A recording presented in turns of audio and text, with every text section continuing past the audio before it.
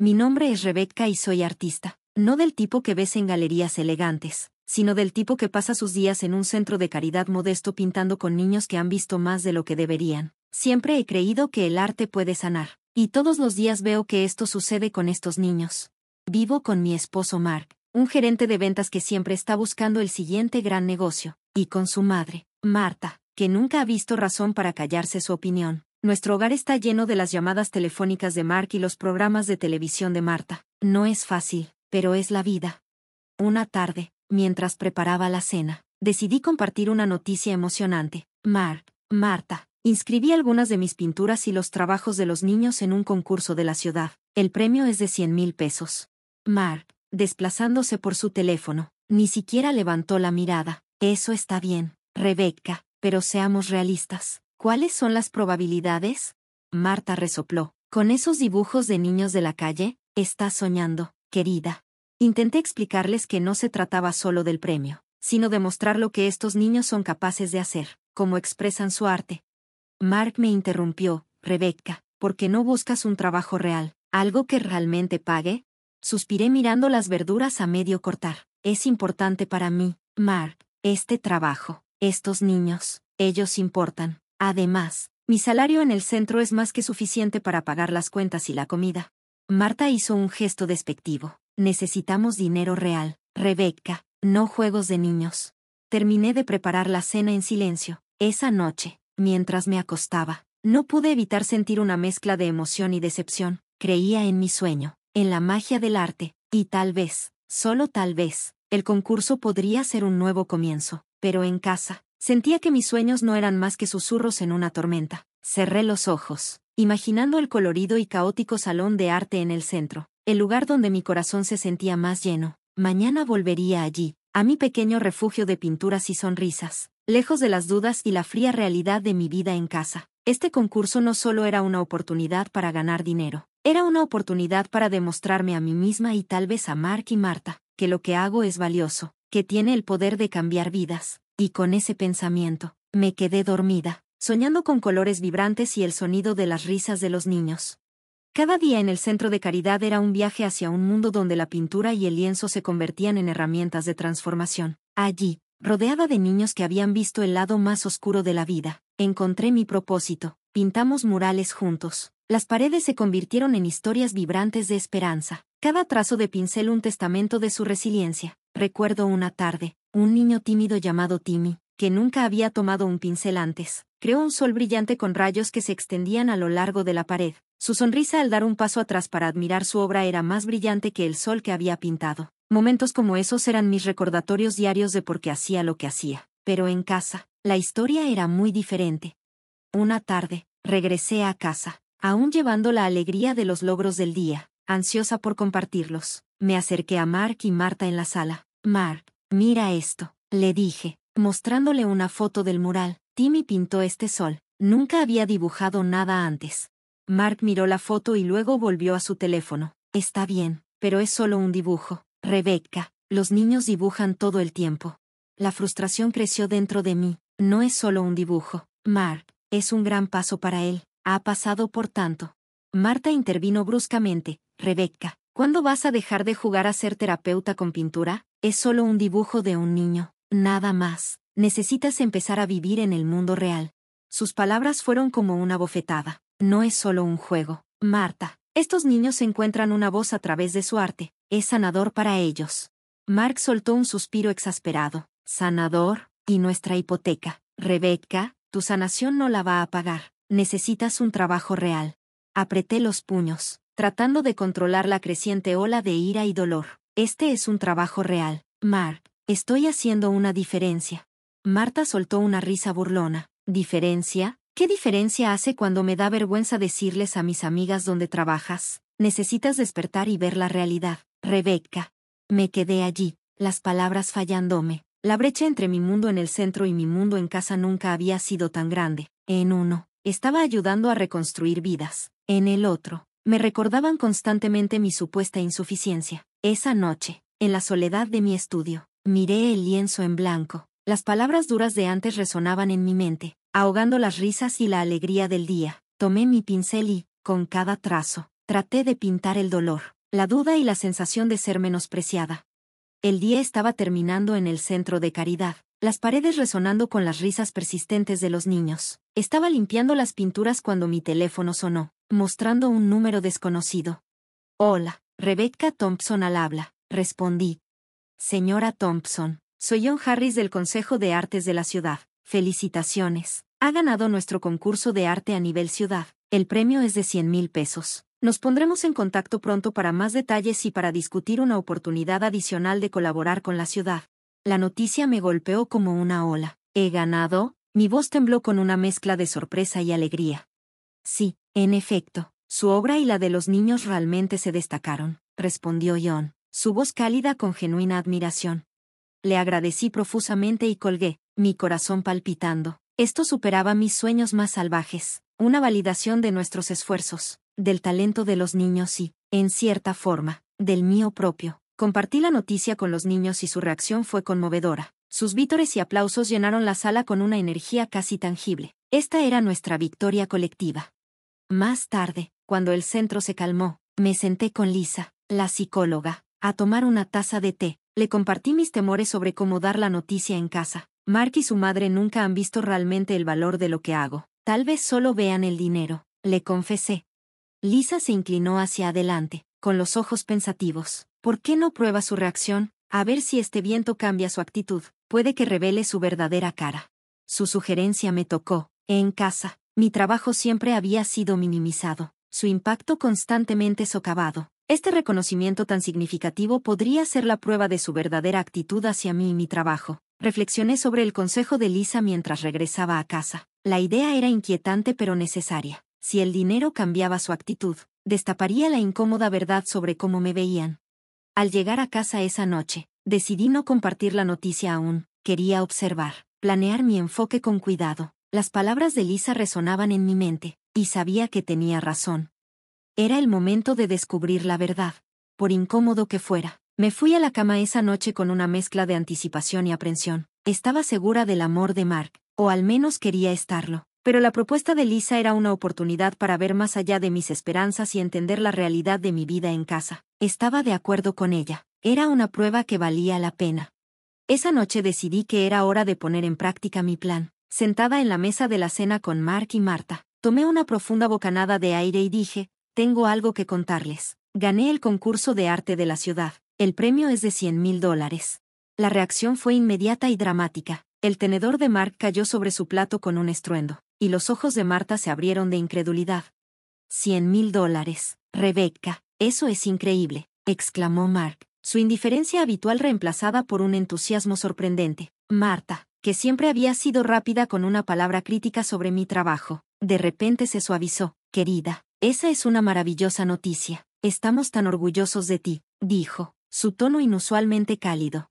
Durante la comida, Marta se mostró más preocupada por mí que nunca, ofreciéndome las mejores piezas de pollo y llenando constantemente mi vaso. Mark también estaba inusualmente atento, preguntando sobre mi obra de arte y el concurso en detalle. Su nueva afectuosidad era abrumadora, casi sofocante. Los noté intercambiando miradas, una comunicación silenciosa que no podía descifrar. Era como si se hubiera activado un interruptor y la habitual atmósfera fría y despectiva se hubiera transformado en una de calor y exagerado interés. Más tarde esa noche, salí de mi habitación para tomar un vaso de agua y escuché una conversación en voz baja proveniente de la sala de estar. La curiosidad me pudo y me acerqué silenciosamente. Finalmente podemos rehacer la cocina como queríamos, escuché decir a Marta en un tono bajo, y comprar ese auto nuevo. Lo merecemos, Mark añadió, con su voz impregnada de codicia. Hubo una pausa antes de que Marta hablara de nuevo. Una vez que tengamos el dinero, podemos pensar en, bueno, Rebecca ya no tiene que quedarse aquí, ¿verdad? Mi corazón se hundió mientras escuchaba. Sus palabras eran como dagas, revelando sus verdaderas intenciones. El cariño durante la cena no era para mí, era para el dinero. Ya estaban planeando gastar mis ganancias en ellos mismos e incluso discutiendo sobre deshacerse de mí. Me retiré silenciosamente a mi habitación, sus palabras resonando en mis oídos. La prueba había revelado su verdadera naturaleza, y era más oscura de lo que imaginaba. Me acosté en la cama, una mezcla de dolor y claridad inundándome. Esto no era el amor y el apoyo de una familia, era oportunismo, puro y simple. Al cerrar los ojos, El peso de su traición presionaba pesadamente sobre mi corazón. La verdad estaba afuera, y ahora debía decidir qué hacer con ella. La mañana siguiente, el aire estaba tenso cuando me senté a desayunar con Mark y Marta. La noticia que estaba a punto de dar seguramente agitaría las aguas, pero estaba decidida a llevarla a cabo. Casual, comencé, he decidido qué hacer con el dinero del concurso. Ambos se animaron, inclinándose hacia mí con un interés que antes no tenían. Voy a donar los $100,000 completos al centro de caridad, dije, observando sus caras en busca de reacción.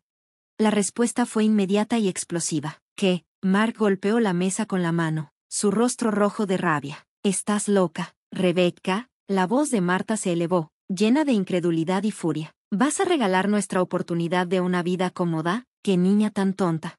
Me mantuve calmada, aunque sus palabras dolieron. No es nuestro dinero, es mío. Y esos niños lo necesitan más que nosotros. La voz de Mark estaba llena de desdén. Esto es lo más idiota que he oído. Eres una tonta, Rebecca. La ira de Marta se desbordó, sus palabras duras y sin filtro. Siempre has sido una vergüenza, pretendiendo ser una santa con esos niños de la calle. Y ahora esto, tirando una fortuna.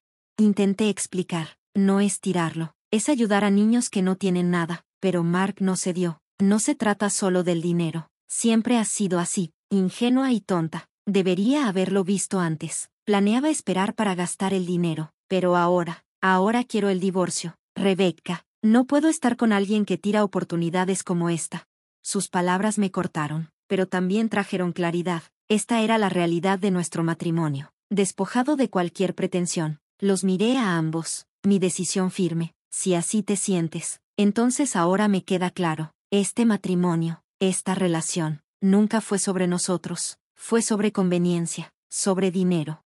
Sin decir otra palabra, me levanté y me alejé de la mesa, alejándome de la avaricia y la vitalidad. Sus gritos e insultos me siguieron, pero ya no tenían el poder de herirme. Había visto la verdad, y me había liberado.